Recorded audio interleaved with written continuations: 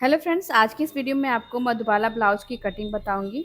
ये जो ब्लाउज है इस समय काफ़ी ट्रेंड में है। इस ब्लाउज को मैं पीछे से डीप बना रही हूँ और पीछे हुक्का भी बना रही हूँ फ्रेंड्स। और बहुत ही खूबसूरत सा ब्लाउज बनके तैयार हुआ है। आपको मैं इसकी फिटिंग भी दिखा रही हूँ फ्रेंड्स, देखिए कितने अच्छे से इसकी फिटिंग आई है।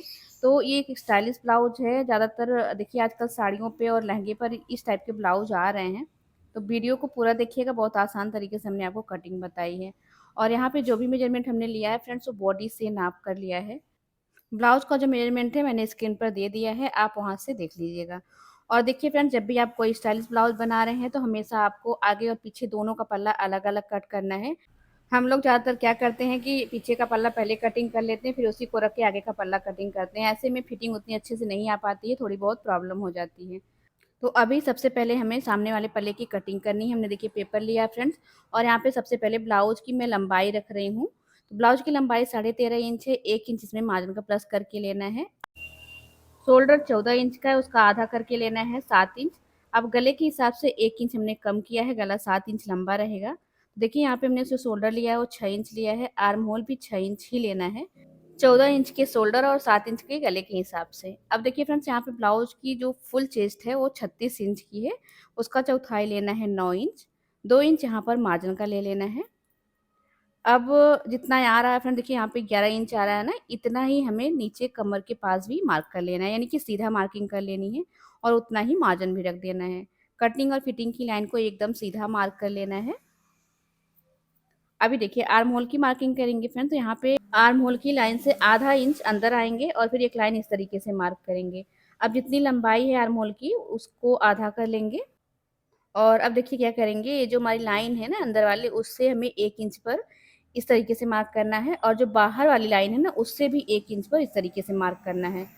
तो यहाँ पे हम आगे और पीछे दोनों का आर्म होल मार्क कर रहे हैं फ्रेंड। जो बाहर की लाइन है वो पीछे वाले पल्ले के लिए है, और जो अंदर वाली लाइन है वो आगे वाले पल्ले के लिए है। फ्रेंच कर्व पर हमें सारे जो पॉइंट हैं वो मिला करके शेप देने हैं। आप देख सकते हैं जैसे मैं आपको बता रही हूँ। और यहाँ पे देखिए फ्रेंड, हल्का सा नीचे जाकर शेप बना देना है। आर्म होल परफेक्ट हो गया है। अब जो गले की चौड़ाई है ना, वो मैं 3 इंच रख रही हूँ। आप अपने हिसाब से भी रख सकते हैं, ज़्यादा कम दोनों कर सकते हैं, जितना आपको शोल्डर पट्टी तैयार रखनी है। गले की लंबाई 7 इंच है। अब मैं इसका एक बॉक्स बना लूँगी। देखिए इस तरीके से। गले का शेप अभी नहीं देना है। अब मैं यहाँ पर देखिए फ्रेंड्स, टक्स पॉइंट 10 इंच पर ले रही हूँ और बेल्ट 12 इंच पर। दोनों लाइन को सीधा मार्क करूँगी। ये देखिए इस तरीके से। तो आप देख सकते हैं फ्रेंड्स कि एक हमारी लाइन जो है टक्स की है और एक हमारी लाइन जो है बेल्ट की है। अब हमें क्या करना है, कटोरी का साइज़ लेना है। तो कटोरी का साइज़ हम लेंगे 7 इंच और 2 पॉइंट। और अब आप सोच रहे होंगे कि ये आया कहाँ से? तो जितना आपका चेस्ट है उसका 10वां करना है और 2 बार उसको ले लेना है। तो इस तरीके से आपका कटोरी का साइज़ आ जाएगा। जितना आया है उसका आधा कर लेना है। अब देखिए एक साइड का नाप लेना है, जितना आ रहा है उतना नीचे वाली लाइन पर भी मार्क कर लेना है। और इस लाइन को एकदम से सीधा मार्क करना है। अब हम देखिए दोनों साइड से फ्रेंड 1-1 इंच का टक्स लगाएँगे। ये देखिए इस तरीके से। बेल्ट की लाइन तक इसे सीधा रखना है, ऐसे। और अब हमें देखिए जो टक्स वाली लाइन है वहाँ पे इस तरीके से मिलाना है, जैसे कि डॉट का शेप बनता है सेम वैसे ही। अब यहाँ से देखिए फ्रेंड्स, टक्स की जो लंबाई है वो नाप लेनी है। देखिए कितना आ रहा है, 2.5 इंच। तो बीच में भी 2.5 इंच पर निशान लगाना है और देखिए यहाँ पर भी 2.5 इंच पर निशान लगा लेना है। और ऐसे निशान लगाते हुए हमें ऐसे गोलाई सा शेप देना है। और ये जो टक्स और बेल्ट की लाइन है ना, इसको भी हमें आधा कर लेना है। ये देखिए इस तरीके से। और इस तरीके से देखिए सारे पॉइंट्स को मिलाते हुए एक गोलाई का शेप देना है। कटोरी का शेप परफेक्ट तरीके से जैसे आता है, आपको परफेक्ट तरीके से शेप देना है। जहाँ पे आ रहा है वहाँ पे मिला के दे सकते हैं। और इधर की साइड से भी देखिए इस तरीके से शेप को लाते हुए इसमें मिला देना है। ये देखिए। तो आप देख सकते हैं फ्रेंड्स, जैसे कोटी का शेप होता है ना, मधुबाला ब्लाउज आपने देखा होगा, उसी शेप में हमारा शेप बन गया है। और इसे थोड़ा सा डार्क कर लेंगे। इसके बाद हम गले की मार्किंग करेंगे। तो देखिए फ्रेंड्स, गले की मार्किंग करने के लिए मैं यहाँ से देखिए 3 इंच पर ले रही हूँ। और फिर यहीं से हमें नीचे गले की लंबाई के बराबर इस तरीके से भी मार्क कर देना है। तो मैंने यहाँ पर स्वीट हार्ट नेक बनाया हुआ है। आप चाहे तो गोल गला बना सकते हैं, पान शेप बना सकते हैं, आप गले का शेप चेंज भी कर सकते हैं।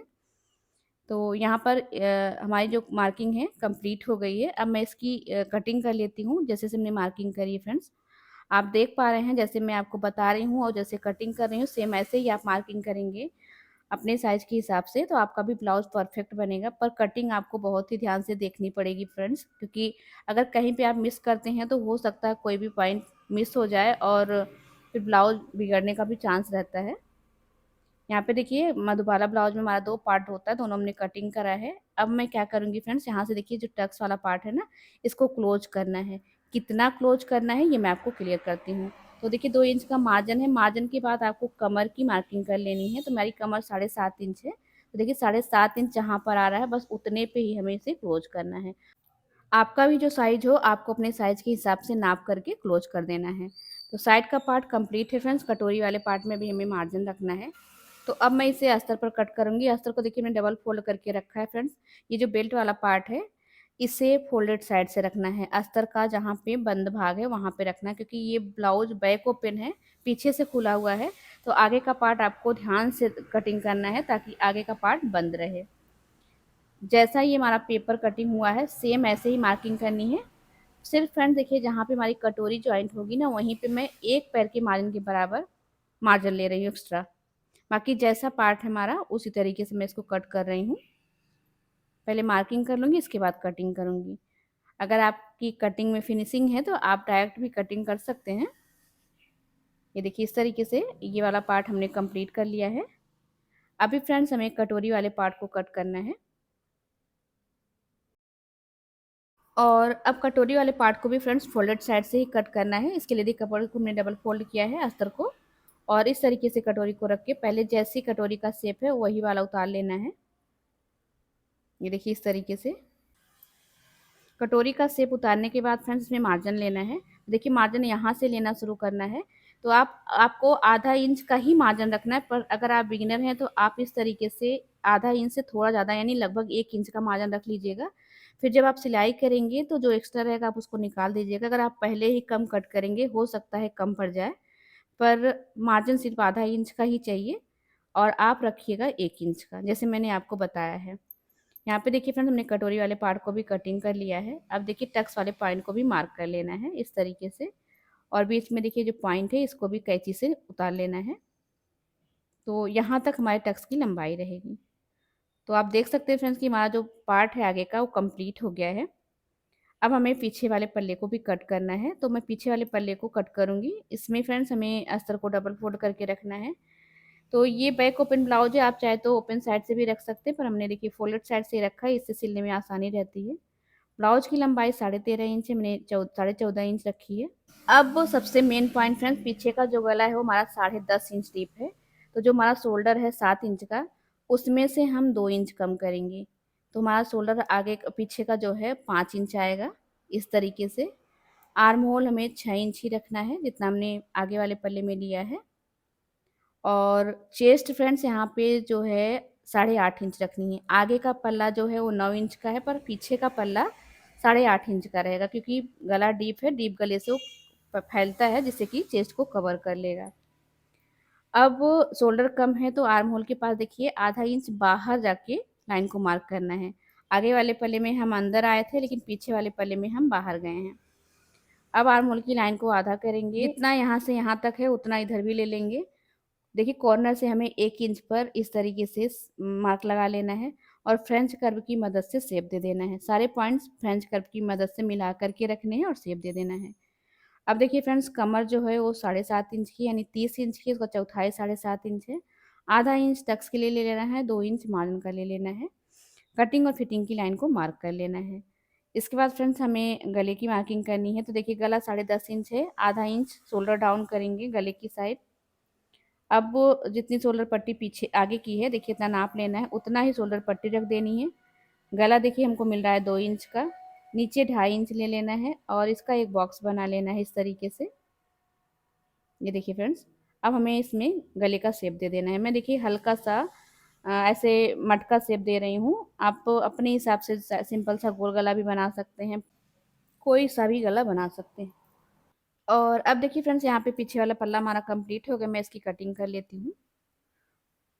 तो यहाँ पर आगे और पीछे का पल्ला दोनों कंप्लीट हो गया है फ्रेंड्स। देखिए तैयार पे कट लगा लेना है। अब आपको करना क्या है, जो आगे का साइड वाला पार्ट है उस पार्ट को पीछे वाले पल्ले पर देखिए यहाँ पर रख कर नाप लेना है। दोनों पार्ट बराबर से आना चाहिए। अगर आपको लग रहा है कि ज़रा सा भी ये ऊपर नीचे है या एक्स्ट्रा है तो आप उसको कट कर दीजिए, ताकि सिलाई करते समय आपको प्रॉब्लम ना आए। तो यहाँ पे हमने अस्तर पर भी आगे वाले पार्ट की कटिंग कर ली है। अब सारे पार्ट को मेन कपड़े पर कट कर लेना है। ये देखिए फ्रेंड्स, कटोरी कट करने के लिए हमने इस तरीके से वर्क वाला कपड़ा लिया है, जो कि साड़ी का आंचल है। तो मैं यहाँ से इसको कट करूँगी। बहुत ही खूबसूरत सा ब्लाउज बनेगा। और ये जो ब्लाउज का कलर हमने बनाया है फ्रेंड्स, ये कलर का ब्लाउज जो है आप किसी भी साड़ी पे पहन सकते हैं। चाहे वो येलो कलर की साड़ी हो, ब्लू कलर की साड़ी हो, किसी भी साड़ी पर, बहुत सारे कलर पे ये ब्लाउज का कलर चल जाएगा। तो आप भी एक बार ट्राई करके देखिएगा कितना परफेक्ट ब्लाउज इसका बनता है, इस टाइप का, और कितनी अच्छी फिटिंग आती है।